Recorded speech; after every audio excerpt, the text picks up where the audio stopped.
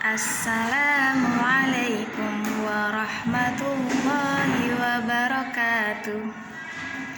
SDIT Bunyan Indonesia, Qur'ani, kreatif, berkarya sepanjang masa. Masya Allah. Bagaimana kabarnya hari ini, salih-salihah? Alhamdulillah, luar biasa, dahsyat, Allahu Akbar, Masya Allah. Hari ini sudah pada sholat duha belum? Kalau belum, sholat dulu ya. Kalau sudah sholat duha, kita bisa mulai pembelajaran hari ini. Oke, hari ini kita akan belajar sejarah dan bahasa Arab. Sejarah dengan Bu Lisfa dan bahasa Arab dengan Pak Firman. Nah, sebelum kita memulai pembelajaran, alangkah lebih baiknya kita berdoa terlebih dahulu ya. Coba diangkat tangannya, salih-salihah. Sudah? Oke, kita mulai ya. Bismillahirrahmanirrahim. Allahumma aftah lana hikmataka wa syur alaina rahmataka min khazaini rahmatika ya arhamar rahimin. Amin ya rabbal alamin. Alhamdulillah. Hari ini kita akan belajar sejarah. Kemarin kalian sudah belajar bab 5 tentang pemboikotan di Syi'ib, yaitu yang bagian awal ya, yang bagian A ya, tentang apa itu arti dari pemboikotan. Nah, jadi sebelumnya kita kembali lagi ke review materi sebelumnya, yaitu tentang hijrah ke Habasyah.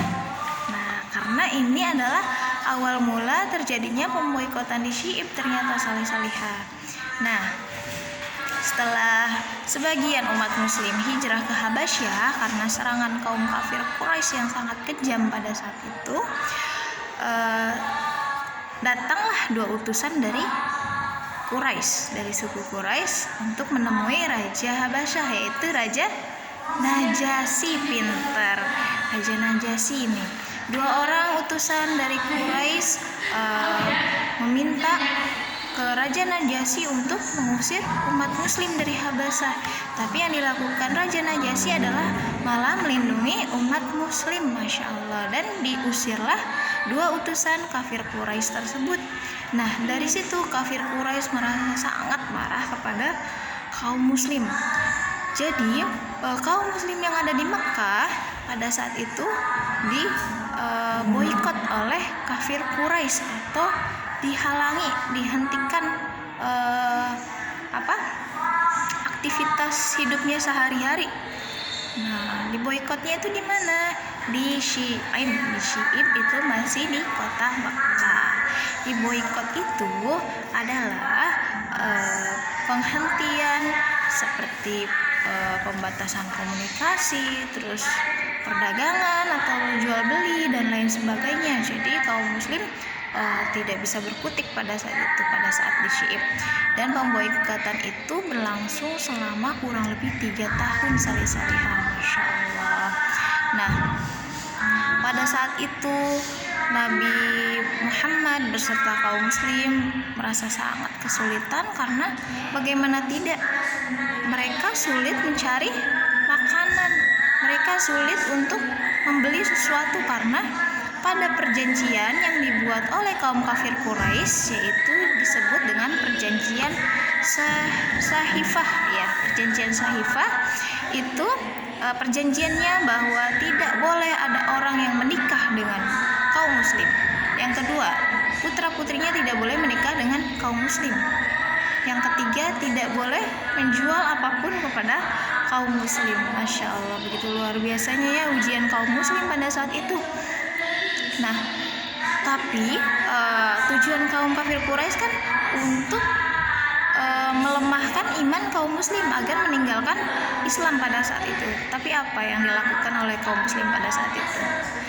Pada saat itu walaupun diboikot secara besar-besaran dan dalam jangka waktu yang lama, kaum muslim tidak luntur imannya. Masya Allah, mereka tetap teguh berpegang pada keimanan kepada Allah Subhanahu wa Ta'ala. Nah, pada saat itu pada saat itu semua orang mengetahui kekuatan kaum muslim dan ketabahan kaum muslim yang teguh imannya. Nah, itu ada di bagian 2 di bab 5. Nanti silahkan dibaca ya di halaman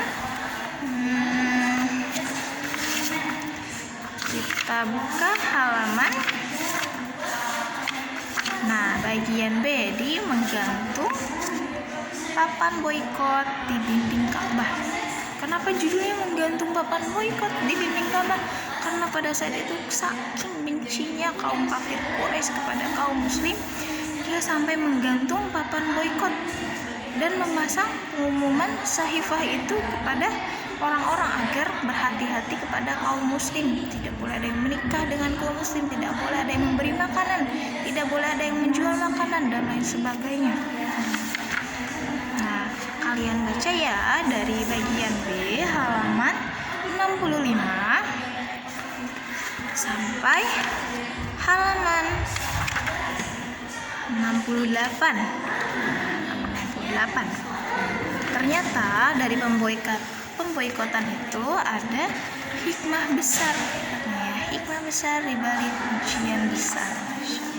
Maksudnya ujian besar di sini ujian pada saat pemboikotan itu ya. Nanti kalian baca sampai halaman 68. Oke, salih-salihah.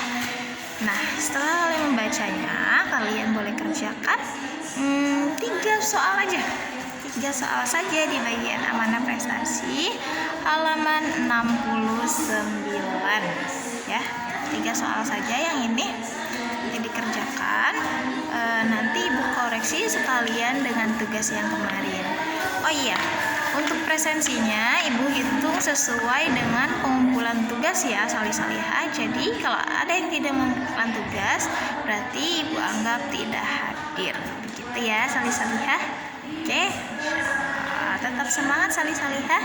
Jangan lupa isi mutabaah yaumiyahnya hari ini ya.